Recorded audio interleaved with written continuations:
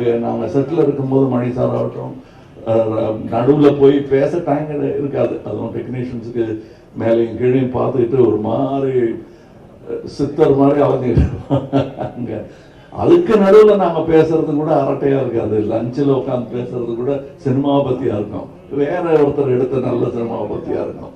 இப்படி ஒரு அற்புதமான சூழலில் நாங்கள் இந்த படத்தை எடுத்திருக்கோம். இந்த மாதிரி ஆரோக்கியமான ஒரு சூழல் ஐமையதே எவ்வளவு பணம் கொடுத்தாலும் கிடைக்காது. அது எனக்கு கிடைத்தது, ராஜ்கமலுக்கு கிடைத்தது.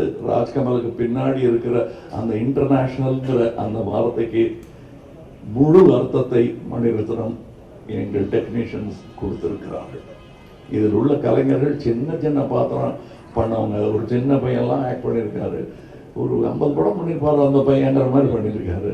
அதுக்கு நிஜமாவே 100-200 படம் பண்ணவங்கலாம் சின்ன சின்ன வேஷங்கள் பண்ணியிருக்காங்க. இந்த சந்தோஷத்துக்காக, மணி சார் கூட ஒர்க் பண்ணுங்கிற சந்தோஷத்துக்காக தான் பாதி பேர் இருந்தாங்க. சம்பளம் 2ஆம் பட்சம் தான் அவங்களுக்கு. இது எங்களுக்கு தெரிந்த உண்மைங்கிறதுனால சொல்கிறேன்.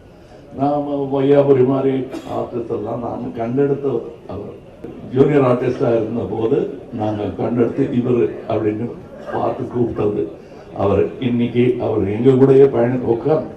வல்லவன் செயலி இப்போதே பதிவிறக்கவும்.